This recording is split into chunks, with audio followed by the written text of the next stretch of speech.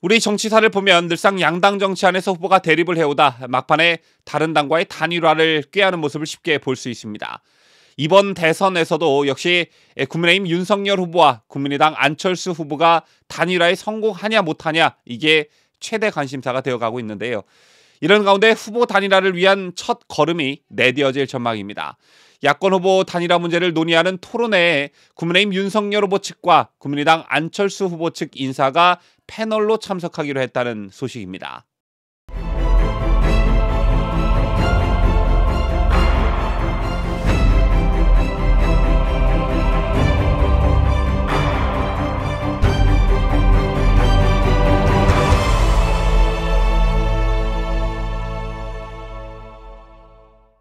시청자 여러분 안녕하십니까? 뉴스데일리 베스트 시작합니다. 그간 윤석열 안철수 후보는 단일화와 관련해 언급을 자제하거나 그 가능성에 선을 그어왔습니다. 하지만 정권 교체를 바라는 국민들 사이에선 후보 단일화에 대한 요구가 끊이질 않고 있죠. 원래 후보 단일화라는 게 투표를 40-50일 정도 앞두고 급물살을 타는 경우가 참 많았습니다. 지난 18대 대선 당시 문재인 안철수 단일화가 그랬고, 그 이전인 노무현 정몽준 단일화, 그리고 최근에 있었던 4.7 보궐선거에서의 오세훈 안철수 단일화도 투표일을 얼마 남겨두지 않은 시점에서 성사됐습니다. 이번 대선의 경우 만약 단일화가 이루어진다면 선거운동 준비 기간 등을 고려할 때 대선 후보자 등록일인 2월 14일 전에 마무리해야지만 여러모로 유리한데, 만약 단일화 협상이 성사되지 않거나 난항을 겪을 경우 후보 등록일을 넘길 가능성도 배제할 수 없습니다. 공직선거 전 막판까지 단일화 삿바 싸움을 이어갈 수도 있다는 얘기인데요. 이런 가운데 윤석열, 안철수, 윤석열 이 두 후보에 대한 단일화 논의의 첫발이 내뎌질 전망입니다.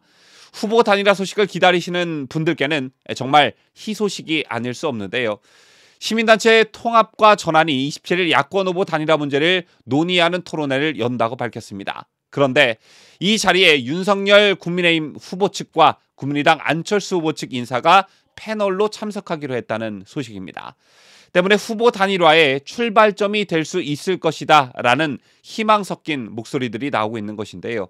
통합과 전환을 이끄는 주대환 제3회길 발행인은 어제 윤석열 후보 직속 정권교체 동행위원회 지역화합본부장을 맡은 김동철 전 의원과 안철수 후보 선거대책위 공동위원장인 이신범 전 의원이 오는 27일 더 넓은 연합의 정치가 필요하다는 주제로 열리는 토론회 패널로 참석한다고 밝혔습니다.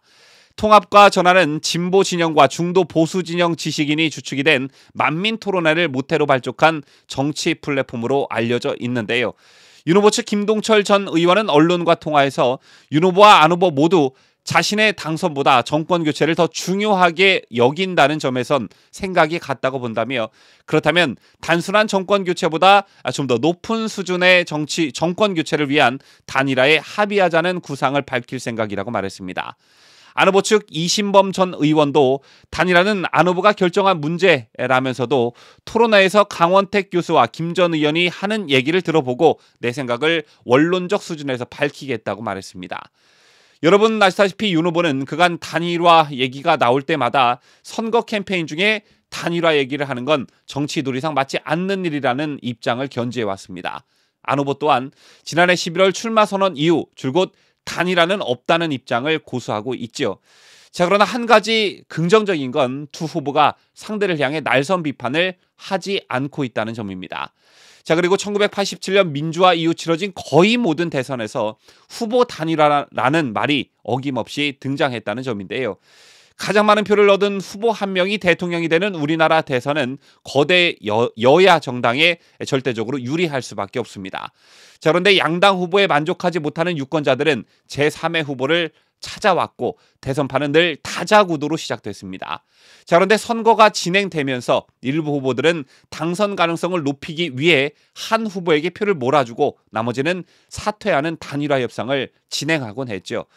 현재 윤석열, 안철수 두 후보의 지지율 격차는 비교적 많이 나는 편입니다. 안철수 후보의 지지율이 15%를 넘으며 마의 20%를 돌파하는 것 아니냐는 관측이 조심스럽게 나오기도 했지만, 최근 발표되고 있는 여론조사에서는 답보 상태를 보이거나 하락세에 접어들고 있는 모습인데요.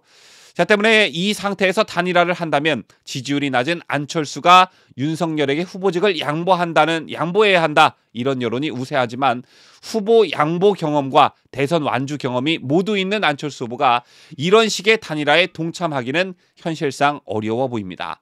자, 때문에 사표 심리로 인해 안철수 후보의 지지율이 떨어지고 향후 정부 구상에 있어 뭔가를 확실하게 약속받는다면 양보하는 단일화가 가능하다는 시각도 있는데요. 반대로 윤 후보와 안 후보의 지지율이 비등해질 경우엔 노무현, 정몽준, 문재인, 안철수 경우처럼 단일화 룰을 둘러싸고 치열한 협상이 전개될 것으로 보여집니다. 자, 그렇다면 단일화의 최대 걸림돌은 무엇일까요? 혹자는 김종인 위원장이 선대위에서 나가고 큰 걸림돌이 제거되긴 했지만 여전히 안철수와 대립각을 세우고 있는 이준석 대표가 걸림돌이다라고 바라보고 계시는 분들 많으실 텐데 제가 볼 땐 이준석이 저러는 건 사적 감정이 대부분이다 이렇게 보여지고요.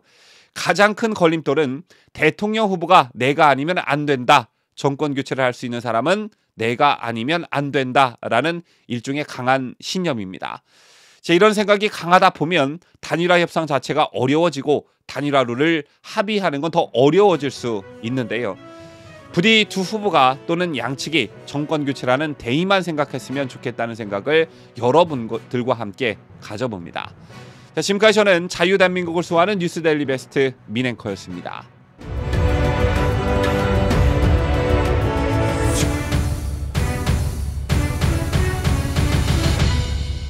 함께해요. 뉴스 데일리 베스트.